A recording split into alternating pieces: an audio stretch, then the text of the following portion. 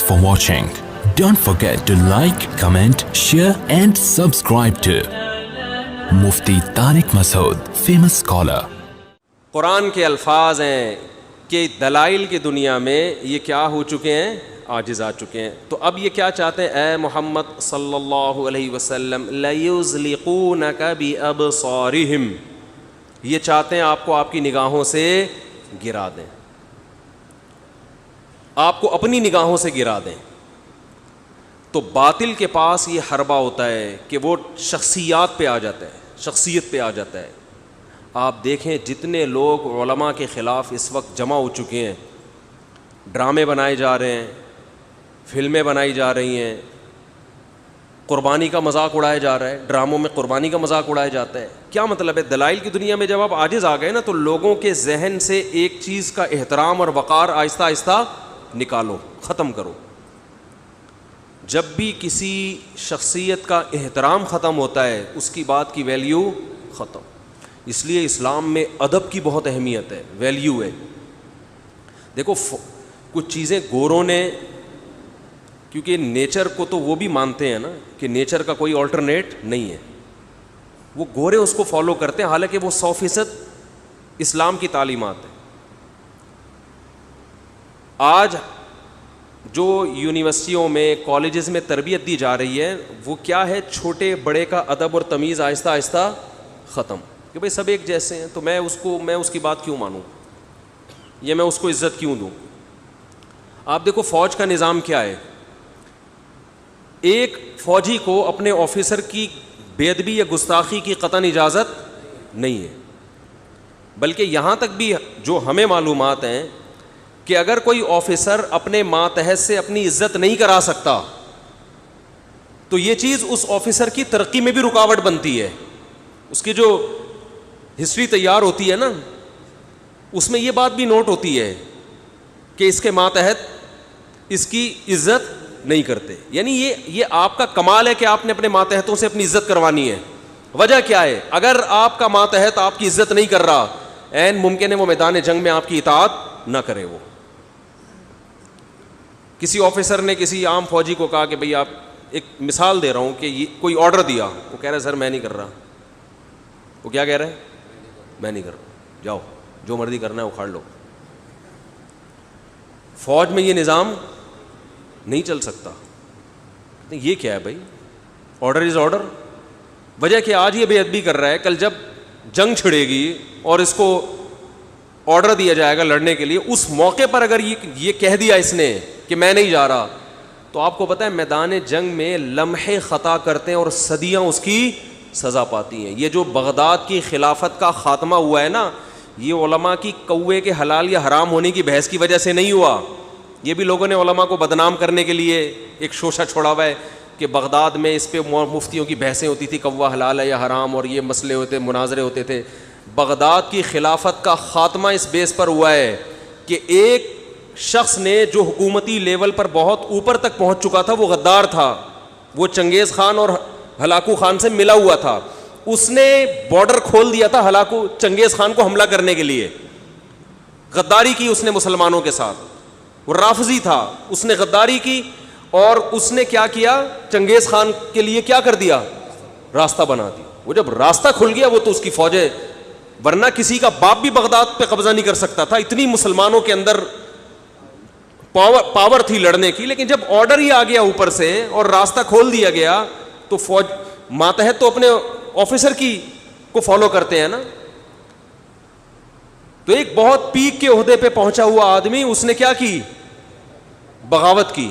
وہ مل گیا تھا ان کے ساتھ، تو اپنے ہی راستے کھول دیتے ہیں، اپنے ہی ملتے ہیں تو بغاوتیں کامیاب ہوتی ہیں. پھر تو یہ اصل وجہ بنی تھی بغداد کی خلافت کے خاتمے کا. میدان جنگ میں لمحے خطا کرتے ہیں اور صدیاں اس کی سزا پاتی ہیں. بغداد کی خلافت میں ایک شخص کی غداری نے پوری تاریخ مسلمانوں کی الٹ کے رکھ دی، پوری تاریخ الٹ دی. تو اس لیے فوج کے اصول کیا ہے کہ بھئی ماتحت کو اپنے آفیسر کی عزت دینی پڑے گی. یہ انگریز کا بنایا ہوا قانون ہے جو ہماری آرمی میں بھی چل رہا ہے، بالکل صحیح ہے. تو یہی قانون جہاں بھی جس ملک میں بھی ہوگا نا، جس خاندان میں ہوگا کہ چھوٹا بڑوں کو عزت دے گا، تو وہاں بڑوں کی اطاعت کی جائے گی. جس قوم میں لوگ اپنے پیغمبر کی عزت کرتے ہوں گے وہاں پیغمبروں کے حکم کو فالو کیا جائے گا. جہاں لوگ علماء کی عزت کرتے ہوں گے وہاں علماء کی بات کو وزن دیا جائے گا. جہاں ٹیچر کی عزت ہوگی وہاں ٹیچر کی بات کو ویلیو دی جائے گی, اس کی بات کو لوگ شوق سے سنیں گے. جہاں عزت ختم, ادب ختم, اس لیے کہتے ہیں بے ادب بد نصیب. جو آدمی ادب ختم ہو جائے تو پھر اس کی تربیت اور ٹریننگ اور علم کا راستہ اس کے لیے بند ہو جاتا ہے, سیکھنے کے دروازے بند ہو گئے اس کے لیے. ایک دوست تھے وہ مسٹر کراچی بنے, پرانی بات ہے, تو انہوں نے مجھے بتایا کہ میں جس ٹرینر سے ٹریننگ لیتا تھا تو میں اس کا احترام کرتا تھا, اسے عزت دیتا تھا, اور کیونکہ وہ نا ڈانٹتا بہت تھا. کہہ رہے جبکہ جو میرے ساتھی تھے نا وہ جب ٹیچر ڈانٹتا تھا تو یہ بھی آگے سے منہ بناتے تھے. تو مجھے ٹیچر نے ایک خوشخبری سنائی کہ تو بن جائے گا کچھ نہ کچھ, تو اس فیلڈ میں آگے نکلے گا, یہ نہیں بن پائیں گے. وہی ہوا. مسٹر کراچی یہ شاید پورے سندھ میں انعام جیتا یہ آدمی, اور اب ان کے پورے کراچی بلکہ میرا خیال ہے پورے ملک کے جم فری ہیں, جہاں مردی عزت دے دی اللہ نے اس فیلڈ میں. تو دنیا میں بھی یہ اصول ہے کہ آپ جس سے علم حاصل کر رہے ہو, چاہے وہ دنیا کا علم ہے, دنیا کا فن ہے, اس کو جب تک آپ عزت نہیں دو گے اللہ اس علم میں برکت نہیں دیتا. اگر وہ علم حاصل ہو بھی گیا نا تو فساد کا ذریعہ بنو گے, تعمیر کا ذریعہ نہیں بنو گے. کام نہیں لے گا اللہ, فساد کا کام ہو جائے گا آپ سے, تعمیری کام نہیں ہوگا. تو ہمارے اکابر, ہمارے اسلاف استاذوں کا بے پناہ احترام کیا کرتے تھے. صحابہ میں ہم دیکھتے ہیں, تابعین میں ہم دیکھتے ہیں, ایک حدیث لینے کے لیے نا استاذ کے دروازے پہ بیٹھ گئے, گھنٹوں گھنٹوں بیٹھے رہے کہ ہم دروازہ بجا کے استاذ کے آرام میں خلل نہیں کریں گے. جب استاذ باہر نکلے تو ان سے حدیث پوچھی. بہت ملتا ہے ایسے, ملکوں کا سفر کر کے گئے, تھکے ہارے آئے لیکن گھر کے دروازے کے باہر بیٹھ گئے. جب یہ باہر آئیں گے تو ہم ان سے پوچھیں گے اس حدیث کے بارے میں. تو یہ احترام ہمیں قرآن نے بتایا ہے. قرآن سب سے پہلے معلم تھے آپ صلی اللہ علیہ وسلم. قرآن نے کیا کہا؟ لا ترفعوا اصواتکم فوق صوت النبی. صحابہ سے قرآن نے کہا کہ اپنی آواز کو نبی کی آواز سے اونچا بولو مت کرو. کیوں؟ معلم ہیں, تمہارے ٹیچر ہیں, مربی ہیں, تو احترام کرنا ہے, آواز کو پیغمبر کی آواز سے اونچا نہیں کرنا. یہی احترام تابعین نے صحابہ کا کیا ہے. جو احترام صحابہ نے کس کا کیا؟ آپ صلی اللہ علیہ وسلم کا. یہی تابعین نے کس کا کیا؟ صحابہ کا. جو بھی ثقہ تابعی ہیں, جو بھی مشہور تابعی ہیں جن سے اللہ نے دین کا کام لیا, یہی تابعین نے تابعی کا. اور یہی سلسلہ اہل حق میں آج تک چلا آ رہا ہے. آج آپ ہمارے مدارس میں ماحول دیکھ سکتے ہیں کہ ہمارے طلبہ استاذ کی آواز سے اونچی آواز نہیں کرتے, ان کی موجودگی میں اپنی رائے نہیں دیتے کہ بڑا بیٹھا ہوا ہے تو بھائی اس کو بولنے دو. اور آج کیا ہو رہا ہے, جو جتنا ٹانگڑ آ رہا ہے نا, جو جتنا بدتمیز ہے, لوگ اس کو حق پرست سمجھتے ہیں. بدتمیزی اور حق پرستی کو آپس میں کیا کر دیا ہے؟ جوڑ دیا گیا. بدتمیزی کو سمجھا جاتا ہے یہ کیا ہے؟ حق گو ہے, ڈنکے کی چوٹ پہ. جو جیسے ہے نا نوجوان جو یہ کہتے ہیں کہ مجھے جب غصہ آتا ہے تو میرا میٹر شارٹ ہو جاتا ہے, تو یہ گدھے ہونے کی علامت ہے. غصے کے وقت ہی تو پتہ چلتا ہے کہ کون اپنے میٹر پہ کنٹرول رکھتا ہے اور کس کا میٹر کیا ہو جاتا ہے؟ شارٹ. لیکن آج اس کو کمال سمجھتے ہیں. جو نوجوان کہے میں غصے میں پاگل ہو جاتا ہوں, کہتے ہیں واہ اڑے زبردست یار, تو غصے میں بھائی تو زبردست یار, ہم تو پھر بھی ہم تو پاگل نہیں ہوتے, جو بہت بہادر ہے. تو جو برائی تھی وہ کیا بن گئی ہے؟ اچھائی. کہتے ہیں غصے آؤ تو میں رکھ کے چماٹ لگاتا ہوں, میں جب میرے کو غصہ ہے رکھ کے چماٹ لگانا کا یہ اچھا کام ہے. تو بالکل اسی طرح بدتمیز اور بے ادب کو کیا سمجھا جاتا ہے؟ اچھا. جو یونیورسٹی میں, کالج میں ٹیچر کا احترام نہ کرے, آنکھوں میں آنکھیں ڈال کے بات کرے, بدتمیزی کرے, وہ اس کو لوگ کیا سمجھ رہے ہیں؟ اچھا. جو استاذ کی ڈانٹ ڈپٹ برداشت کر رہا ہے, اس کا تھپڑ برداشت کر رہا ہے اور خاموشی سے سن رہا ہے, کوئی بات نہیں یار استاذ ہیں عزت دو, اس کو لڑکے کیا سمجھتے ہیں؟ پاگل بزدل آدمی ہے. ابے تو جواب دے ان کو, تو چپ کیوں کھڑا ہوا ہے؟ تیری انسلٹ کر دی, تیری بے عزتی کر دی. بھائی عزت کسی بڑے کے سامنے اگر وہ آپ کی بے عزتی کرے اور آپ خاموش رہیں تو خدا کی قسم اس سے عزت دار لوگوں کی نظر میں آپ کی عزت بڑھتی ہے. لڑو اپنے جیسوں سے, اپنے سے چھوٹوں سے, اپنے جیسوں سے لڑو اور اپنے سے لڑو کا مطلب یہ ہے کہ اپنے چھوٹوں کی بے عزتی پر آپ کو غصہ آئے پھر لڑو. یہ مطلب نہیں ہے کہ ان سے خام خامے جا کے لڑو. اپنے چھوٹوں کی بے عزتی پر آپ کو غصہ آئے تو سمجھ جائے, بڑے اگر کر رہے ہیں تو بھائی اللہ نے ان کو حق دیا یار, باپ ہے, ماں ہے, بھائی ہے بڑا, تھوڑی بہت سنا دی تو کیا ہے. ہم تو اللہ کا شکر ہے ہمارے گھر میں ایک ہمیں ایسا ماحول دیا گیا, بڑے ڈانٹتے رہتے تھے, ہم سنتے رہتے تھے, اچھا بھائی ٹھیک ہے جی. اور ہمارے دوستوں کے یہاں بھی ہم نے یہی دیکھا تھا. مجھے یاد ہے میرا ایک دوست بیل بجا رہا ہے اپنے گھر میں نا, گھنٹی بجا رہا ہے, گھنٹی کھول نہیں رہا کوئی دروازہ, اتنے میں اس کا بڑا بھائی آیا, بولا بھونپو لے کے آ جا, چھت پہ چڑھ کے نا, مجھے اچھی طرح بھونپو لے کے آ. اتنی سنائی اس کو, اور یہ چھوٹا چپ کر کے کھڑا رہا ہے. پہلے ایسا ہی ہوتا تھا. اب اگر بڑا بھائی کہے نا بھونپو لے کے آ جا, تو یہ جواب کیا دے گا؟ میں بھی تو گھنٹے سے بٹن پہ ہاتھ رکھ کے کھڑا ہوا ہوں, تم لوگ کو اتنی توفیق نہیں ملتی دروازہ کھولو, الٹا مجھے ہی سنا رہے ہو. آج فوراً جواب دینا شروع. یہ نہیں دیکھے گا یار بڑا ہے, بول لیں دو, بڑاس نکال لیں تو چپ کر کے نکل جاؤ نا. بڑے چھوٹے کی تو تمیز کی ایسی کی تیسی ہو گئی ہے. یہ ایسا لگ رہا ہے کچھ دنوں میں نا یہ ہمارا جو کلچر بننے والا ہے نا, اللہ معاف فرمائے, سخت الفاظ استعمال کر رہا ہوں, انسانوں کے بجائے گدے گھوڑوں کا لگے گا کہ یہ گدے گھوڑے رہتے ہیں یہاں پہ. یعنی ایسا لگے گا ہمیں. بیٹیاں ماؤں کے سامنے زبان چلا رہی ہیں, ماں کچھ سخت لفظ بولتی ہے, بیٹی فوراً کیا کرتی ہے آگے سے رپلائی. چپ رہنا آتا ہی نہیں ہے کہ یار خاموشی بھی کوئی چیز ہوتی ہے. شوہر بیوی کو ڈانٹے, فوراً جواب میں رپلائی آئے گا. چلو یار اس کو غصہ آئے تم تھوڑی دیر کے لیے چپ ہو جاؤ, فوراً اینٹ کا جواب کس سے ملتا ہے؟ پتھر سے. تو ہر جگہ یہی مارکیٹ میں ایک فیشن ہے, ٹھیک ہے نا, چل رہا ہے. تو قرآن کیا کہہ رہا ہے کہ یہ لوگ چاہتے ہیں محمد صلی اللہ علیہ وسلم آپ کو نظروں سے گرا دیں, ویلیو ختم کر دیں. قرآن کیا کہہ رہا ہے کہ اتنا ادب کرنا ہے تم نے محمد صلی اللہ علیہ وسلم کا کہ اپنی آواز آپ کی آواز سے اونچی نہیں کرنی. تو ادب میں ایک یہ چیز پتہ چلی, بڑوں کی محفل میں آپ اونچی آواز سے بات نہ کریں. اپنے ٹیچر کے سامنے پست آواز, اپنے باپ کے سامنے پست آواز, بڑے بھائی کے سامنے پست آواز, بڑی بہن کے سامنے پست آواز, ماں کے سامنے بولو پست آواز, بیوی اپنے شوہر کے سامنے اونچی آواز. خواتین غصہ کرتی ہیں ہمیں کیوں ہے اتنی تمیز ومیز. تو اور کیا قرآن نے ادب سکھایا؟ یہ تو کہہ رہے ہیں نا یہ آپ کو نظروں سے گرانا چاہتے ہیں. قرآن کیا کہہ رہے ہیں؟ ہم صحابہ کی نظروں میں آپ کو اٹھانا چاہتے ہیں. ایک اور احترام یہ سکھایا کہ سوال پوچھنے سے پہلے 100 دفعہ سوچو کہ یہ بے موقع سوال نہ ہو جائے, ٹائم ویسٹ نہ ہو. یہ جو ہے نا جو چاہو پوچھو, جو چاہے پوچھو, جو بھی آ کے اوٹ پٹانگ بیکار قسم کے سوال پوچھ رہا ہے, یہ بھی بے ادبی ہے. صحابہ کرام نبی صلی اللہ علیہ وسلم سے سوال پوچھنے سے پہلے بہت دفعہ سوچتے تھے کہ ایسا تو نہیں کہ آپ صلی اللہ علیہ وسلم غضبناک نہ ہو جائیں اس سوال پر کہ یہ فضول سوال کیوں پوچھا, کیونکہ بعض سوالوں پہ آپ صلی اللہ علیہ وسلم غضبناک ہوئے ہیں. ایک مرتبہ صحیح حدیث ہے, آپ صلی اللہ علیہ وسلم نے فرمایا کہ ہر مسلمان پر بیت اللہ کا حج فرض ہے. ایک صحابی نے عرض کیا یا رسول اللہ, ہر سال فرض ہے یا زندگی میں ایک دفعہ؟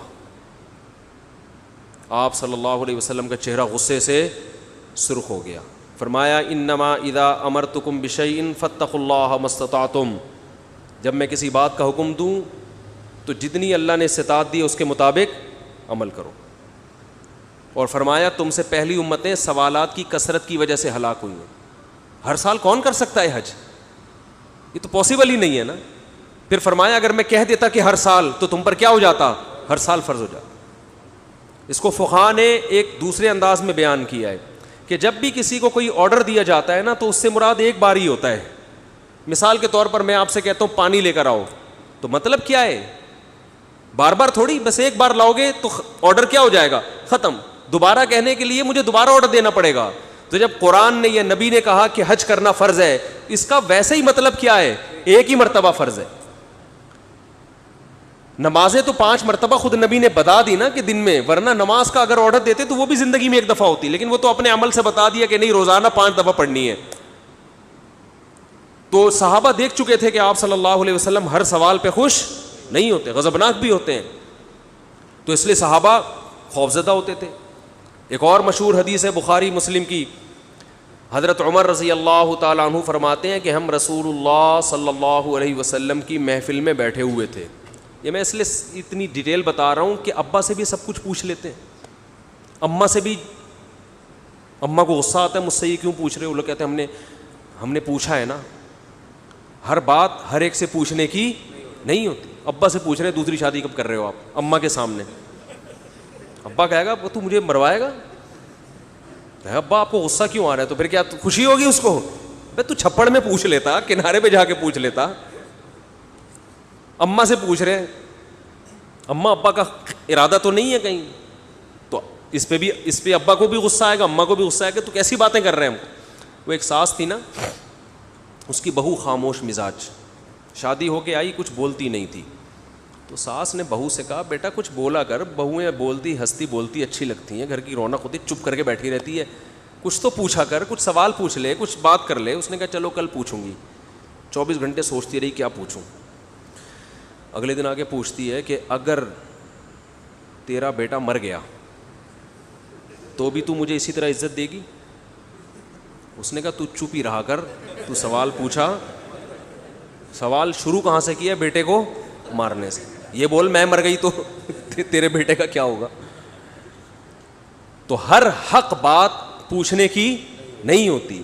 عملی زندگی سے اس کا تعلق ہے, موقع ہے, سامنے والے کا موڈ دیکھو. میرے ساتھ جتنے لوگ اٹھتے بیٹھتے ہیں, میں اپنی تعریف نہیں کر رہا, وہ یہ کہتے ہیں کہ آپ خوش مزاج ہو. میرے دوست احباب بھی, حتیٰ کہ جامعۃ الرشید میں پڑھتا ہوں, میرے ساتھ اٹھنے بیٹھنے والے اساتذہ, وہ مجھے محفلوں میں بلاتے ہیں, یار بیٹھو یار. مشہور ہے میرے بارے میں کہ حقیقت تو اللہ ہی جانتا ہے, مشہور یہی ہے کہ میں کیا ہوں, خوش مزاج. مشہور ہے کہ بھائی گپ شپ والا آدمی ہے, ہنسی مذاق والا آدمی ہے, چہرے پہ مکھی نہیں بٹھا کے, مشہور یہ ہے. آپ تحقیق کر لیں, دوست آپ سے پوچھ لیں. لیکن اس کے باوجود بعض لوگ اتنا تنگ کرتے ہیں کہ میٹر گھوم جاتا ہے. ابھی کچھ دن پہلے میں بیٹھا ہوا ہوں, میں بہت نا ٹینشن میں کسی کام میں لگا ہوا ہوں, تو تحقیق کر رہا ہوں. دیکھ بھی رہے ہیں کہ مفتی صاحب بہت سخت مصروف ہے, ایک بندہ سر پہ چڑھ گیا, مفتی صاحب یہ اس مسئلے کا جواب دیں. میں نے کہا یار ابھی میں دیکھ رہے ہو, میرا دماغ کہیں اور لگا ہوا ہے. وہ بہت حساس نوعیت کا مسئلہ تھا, مجھے ابھی یاد بھی نہیں. میں نے کہا یار میرا دماغ ابھی کہیں لگا ہوا ہے, آپ تھوڑا سا وہاں بیٹھ جائیں. مجھے ذرا پھر آ گیا, مفتی صاحب تو میری آواز اونچی ہو گئی, میں نے کھری کھری سنا دی. میں نے کہا میں گدھا ہوں, میں انسان ہوں, میں کیا ہوں بھائی, دیکھا تو کرو. ایک آدمی ایک چیز میں مصروف ہے, وہ کسی ٹینشن میں بیٹھا ہوا ہے, اور لگ بھی رہا ہے اس کے چہرے سے, دماغ اس کا کہیں, پھر آ کے اس پہ مسلط, پھر آپ اس کے مسلط. تو میں نے ان کو سنا دی. سنانے کے بعد پھر وہ کہ نہیں 2 منٹ کی بات, نہیں 2 منٹ کی بات. میں نے کہا یار اب تیسری دفعہ سناؤں گا اپنے اخلاق ہی خراب ہوں گے. میں وہاں سے اٹھ کے چلا گیا. پھر جب میرا غصہ ٹھنڈا ہوا تو پھر میں نے بندے سے کہا بلاؤ یار, یہ پھر جا کے بولیں گے مفتی طارق مسعود صاحب کے اخلاق کیا ہیں, خراب ہیں, بدتمیز ہیں, ڈانٹتے ہیں, کہیں بلاؤ یار سوری موری کرتے ہیں. پتہ نہیں وہ مارکیٹ سے شارٹ ہو گیا, تو سن رہا ہو تو سوری. ٹھیک. امام شافعی فرماتے ہیں من اغضب فلم یغضب فہو حمار, کہ جس کو غصہ دلایا جائے نا, ایک حد تک کنٹرول کرتا ہے انسان غصے پہ. فرمایا پھر بھی اس کو غصہ آنا ہے نا, وہ گدھا ہے.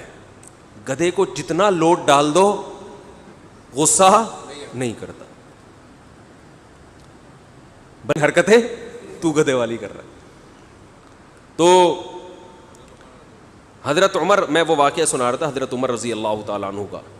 تو پہلے میں یہ بتا دوں کہ گھروں میں بھی سوال پوچھنے سے پہلے سوچنا چاہیے کہ حضرت جو بھی بڑے ہیں, آپ کے ابا ہیں, چاچا ہیں, ماما ہیں, خالو ہیں, جو بھی ہیں, کہ یار ایسا نہ ہو ان کو برا لگ جائے. تو 10 دفعہ انسان سوچے پوچھنے سے پہلے کہ یہ پوچھنے کی بات ہے بھی یا نہیں ہے, ایسا نہ یہ اپنی بے عزتی محسوس کریں اس میں.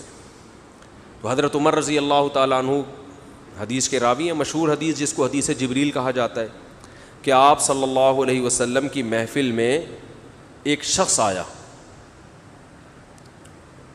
اور کیا تھا, شدید بیاض الثیاب, انتہائی سفید کپڑے اس شخص نے پہنے ہوئے, شدید سواد الشعر, انتہائی سیاہ بال, لا یرا علیہ اثر السفر ولا یعرفہ منا احد. کتنی عجیب بات ہے, کہہ رہے ہم میں سے کوئی اسے جانتا بھی نہیں تھا, لیکن اس پہ سفر کے کوئی آثار تھے بھی نہیں. تو بہت عجیب سی بات ہے یا نہیں ہے کہ ایک بندے کے اتنے سفید کپڑے, جبکہ وہ اس محلے کا بھی نہیں, کیونکہ پہلے تو اونٹوں پہ پیدل آتے تھے نا, تو بھائی میلے کپڑے ہوتے ہیں, ہم کہتے ہیں پتہ نہیں کہیں سے کہاں سے آیا ہوگا, مصر سے آیا ہوگا, شام سے آیا ہوگا, کہیں سے آ جاؤ. وہ لوگ تو سب ایک دوسرے کو جانتے تھے, جیسے گاؤں میں جانتے, صدیوں سے اکٹھے رہ رہے ہیں, لیکن کپڑوں کی سفیدی سے لگ رہا ہے بھائی مقامی آدمی ابھی نہا دھو کے آیا ہے, مگر ہم میں کوئی اس کو جانتا نہیں ہے. اور ایسا جوان کہ اس کے انتہائی سے احوال, اور نبی سے اتنی بے تکلفی کا اظہار جیسے کوئی پرانا دوست ہو.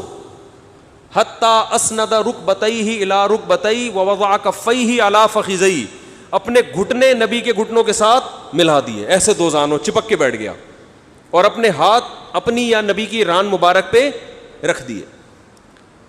تو کتنا عجیب منظر ہے.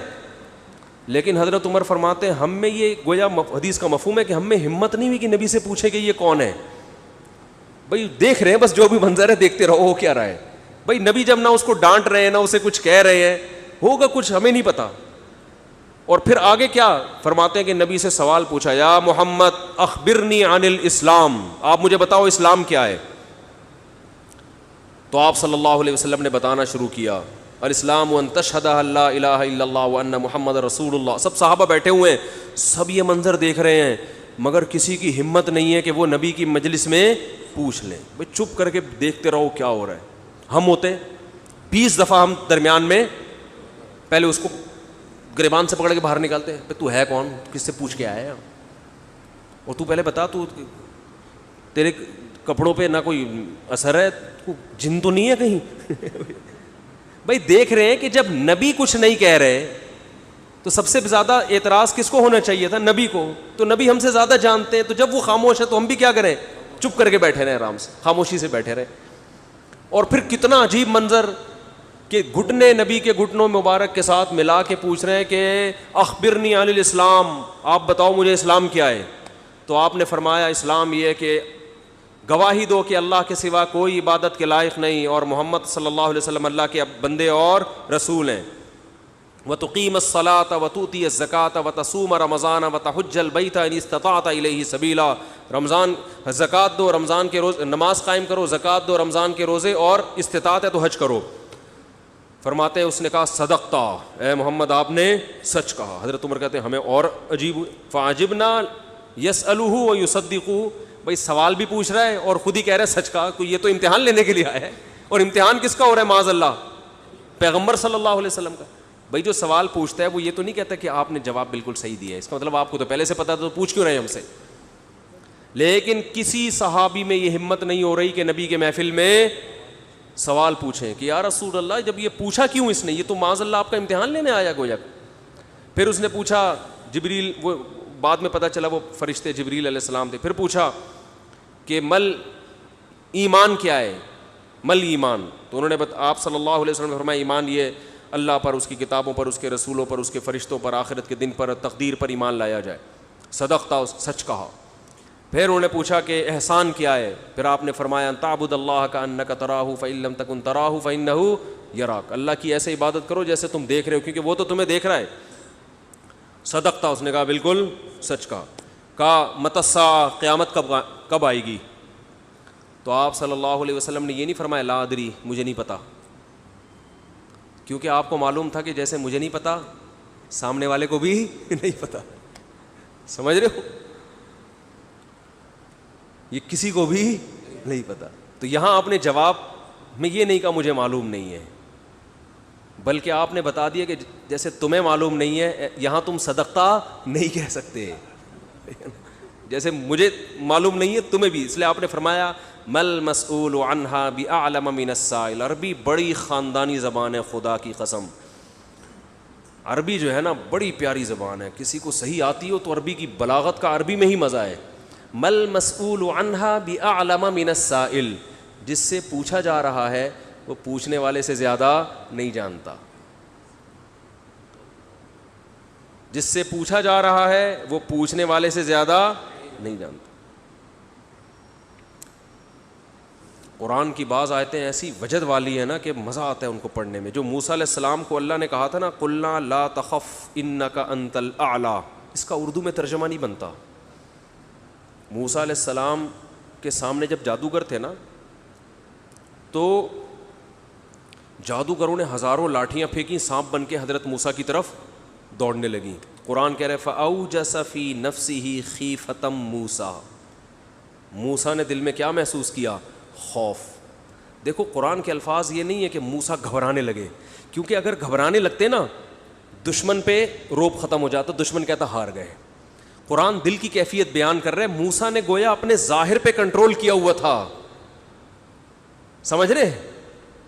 ظاہر پہ کیا کیا ہوا تھا حضرت موسیٰ علیہ السلام نے؟ کنٹرول کے مجھے بالکل گھبراہٹ نہیں ہے, لیکن قرآن دل کی کیفیت بیان کر رہا ہے. دل میں کیا تھا؟ خوف. یہ بلاغت ہے. فَأَوْجَسَ فِي نَفْسِهِ خَافَ موسیٰ نہیں ہے موسیٰ خوف زدہ ہو گئے. اس لیے ہم کہتے ہیں نا فلاں خوف زدہ ہو گیا, تو اس سے یہ متبادر ہوتا ہے کہ یعنی دیکھنے میں ایسا لگ رہا تھا کیا ہو گیا, اس خوف کے آثار دل سے کہاں آئے؟ جسم پہ. حضرت موسیٰ نے اپنے اوپر کنٹرول کیا کہ یہ اتنا بڑا مقابلہ ہو رہا ہے اسلام اور کفر کا, ایمان اور کفر کا, کہ اگر میں گھبرانے لگا نا ان کے سامنے تو یہ ان سے ان کا مورال کیا ہو جائے گا؟ بلند. تو قرآن کہہ رہا ہے اوپر سے تو بڑے کانفیڈنس کے ساتھ, لیکن دل کی کیفیت کون جانتا ہے؟ اللہ. فَأَوْجَسَ فِي نَفْسِهِ, قرآن کہہ رہا ہے دل کے اندر موسیٰ کو خوف محسوس ہوا. قُلْنَا, ہم نے کہا, ہم نے کیا کہا؟ دل کے اندر وحی کی اللہ نے بھی. دل گھبرا رہا ہے تو دل میں وحی کی. لَا تَخَفْ, اے موسیٰ خوف مت کر, اِنَّكَ أَنْتَ الْأَعْلَى, آج کے دن تو ہی غالب ہوگا. یہ نہیں کہا اِنَّكَ الْأَعْلَى, نا نا نا نا نا, اِنَّكَ الْأَعْلَى نہیں کہ تو غالب ہوگا. اِنَّكَ, دیکھو اِنَّا کا معنی بھی وہی ہے جو اِنَّا کا انتا ہے. کا مطلب بھی تو, انتا کا معنی بھی تو. تو جب ایک دفعہ کا کہہ دیا تو دوبارہ انتا کہنے کی کیا ضرورت ہے بھائی؟ ابے چھوڑو یار, رہنے تو, تم لوگ کو بہت مشکل ہے بات سمجھانا. جو مجھے مزہ آ رہا ہے نا اس آیت میں وہ آپ سوچ بھی نہیں سکتے. قرآن یہ نہیں کہہ رہا اِنَّكَ الْأَعْلَى کہ تو کیا ہو جائے گا, تو ہی برتر ہوگا, تو ہی غالب ہوگا. انکا انتا, یہ تاکید کے لیے, اے موسیٰ تو, صرف تو, ٹھیک ہے نا, اکیلا. الاعلی, اور اعلی بھی نہیں ہے. اصولی طور پر خبر پر الف لام داخل نہیں ہوتا. گرامر کے لحاظ سے اصولی طور پر انکا انتا اعلی ہونا چاہیے, یا انکا, سوری انتا نہیں, انکا اعلی. مبتدا معرفہ ہوتا ہے, خبر کیا ہوتی ہے؟ نکرہ. سمجھتے نہیں ہو بات کو, جب پڑھو گے نہیں رات کو تو سمجھو گے نہیں بات کو. انکا اعلی ہونا چاہیے, اے موسیٰ تو غالب آ جائے گا, یہ مطلب ہوگا سیدھا سیدھا ترجمہ اس. اللہ نے اعلی پہ الف لام لگا دیا. الف لام جب لگتا ہے نا کسی, تو وہ کسی اسپیسیفک چیز کو کہتے ہیں. جیسے کتاب کا مطلب کوئی بھی کتاب, الکتاب کا مطلب کوئی اسپیسیفک, کوئی خاص کتاب. آپ جب کہتے ہیں بندہ آیا ہے, بچے گھر میں آ کے بتا رہے ہوتے ہیں پنجاب میں بندہ آیا ہے, کراچی میں کہتے ہیں آدمی آیا ہے کوئی. یہ بندہ کا لفظ پنجاب سے امپورٹ ہوا ہے. کراچی میں لوگ کہتے تھے کوئی انسان آیا ہے, کوئی آدمی آیا ہے, تو پنجاب میں کیا کہتے ہیں اس کو؟ بندہ آیا ہے. اچھا شگون کے انسان کا بچہ بن جائے, وہ بندہ بن جائے, ٹھیک ہے نا. تو ہم جب کہتے ہیں کوئی بندہ آیا ہے, یہ ایک بندہ آیا ہے, تو وہ ان نون ہوتا ہے. اکثر ابو کو بتا رہے ہوتے ہیں ابو ایک انکل آئے ہیں, اس کا مطلب کیا ہوتا ہے؟ کوئی ہے. لیکن اگر ایسا بندہ آیا ہو جس کا آپ کو پتا ہو, یعنی پہلے آ چکا ہو اور آپ اس کے انتظار کر رہے ہو, وہ اسپیسیفک وہ بندہ آ چکا ہو, تو عربی میں کہیں گے البندہ. بندہ عربی کا لفظ نہیں, لیکن میں سمجھانے کے لیے, جاء رجل یو سڑے راغلے, یو سڑے کہیں گے نا, یو سڑے راغلے, موقع دے کے بھاگ لے. ایک بندہ آیا ہے. جاء الرجل, تو اس کا مطلب وہ ایک مخصوص بندہ ہے جس کا پہلے سے آپ کی کھوپڑی میں تصور ہے. تو قرآن کہہ رہا ہے انکا انت الاعلی. الاعلی کا مطلب کہ جب مقابلہ ہو رہا ہے نا, تو جو شخص برتر آنے والا ہے لوگوں کے ذہن میں گویا کہ اس کا ایک تصور ہے کہ ایک نہ ایک جیتے گا, تو وہ جو جیتنے والا مخصوص شخص ہے, آپ کے علاوہ کوئی بھی نہیں ہے وہ, اور صرف آپ ہی ہو. الاعلی کون ہے آج؟ الاعلی, اعلی نہیں بلکہ الاعلی کون ہے؟ پورا ترجمہ ہو نہیں سکتا اس کا. وہ کون ہے؟ اے موسیٰ صرف اور صرف تو ہی ہے. تو لا تخف, تجھے خوف زدہ ہونے کی ضرورت نہیں ہے. تو کیا بات کر رہا تھا میں, یہ آیت کہاں سے آ گئی؟ ہاں تو یہی نبی صلی اللہ علیہ وسلم نے جو فرمایا نا مل مسئول عنہا بأعلم من السائل، یہ بھی کیا ہے؟ بلاغت ہے. جس سے پوچھا جا رہا ہے وہ سائل مسئول سائل سے زیادہ نہیں جانتا.